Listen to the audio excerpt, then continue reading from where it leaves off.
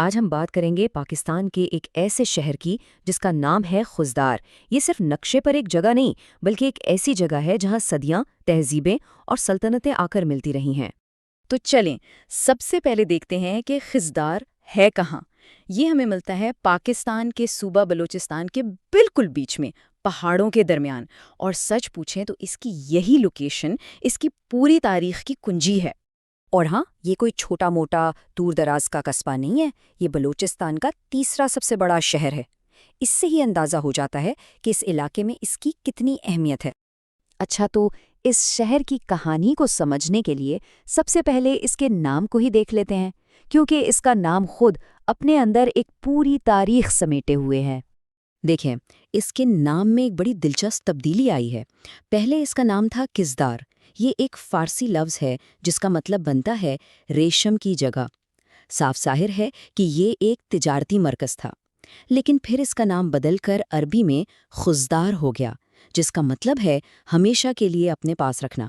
یہ نام کی تبدیلی صرف زبان کی تبدیلی نہیں تھی، یہ اس بات کا اشارہ تھا کہ اب یہ جگہ کتنی اسٹریٹجک ہو چکی تھی۔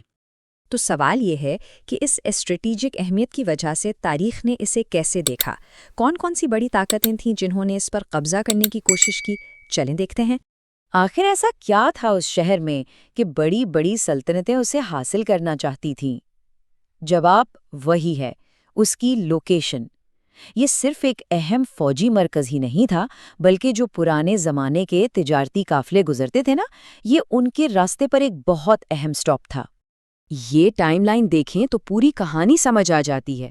شروع میں اموی خلافت نے اسے اپنے صوبے کا دارالحکومت بنایا، پھر غزنوی سلطنت آئی اور اس پر قبضہ کر لیا، اور یہ سلسلہ چلتا رہا یہاں تک کہ برطانوی راج نے بھی یہاں اپنا پولیٹیکل ایجنٹ بٹھا دیا۔ مطلب یہ ہمیشہ سے ہی ایک پاور سینٹر رہا ہے۔ اچھا، یہ تو ہو گئی حکمرانوں اور سلطنتوں کی بات۔ اب ذرا یہاں کے لوگوں کی بات کرتے ہیں، اور اس کلچر کی جس کی وجہ سے خزدار آج پہچانا جاتا ہے۔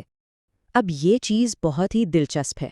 یہاں کی زبانوں کو دیکھیں تو ایک بات بالکل صاف ہو جاتی ہے۔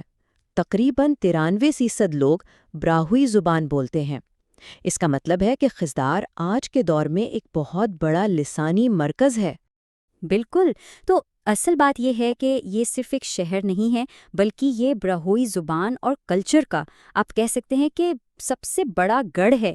چلے اب آخر میں ذرا اس علاقے کے ماحول اور موسم کی بات کر لیتے ہیں، جو یہاں کی زندگی پر گہرا اثر ڈالتا ہے۔ خزدار سطح سمندر سے کافی اونچائی پر ہے، تقریباً 1237 میٹر، یعنی 4000 فٹ سے بھی زیادہ۔ یہ اتنی ہی بلندی ہے جتنی کہ ہمارے کئی مشہور ہل سٹیشنز کی ہوتی ہے، اور یہی اونچائی یہاں کے موسم کو طے کرتی ہے۔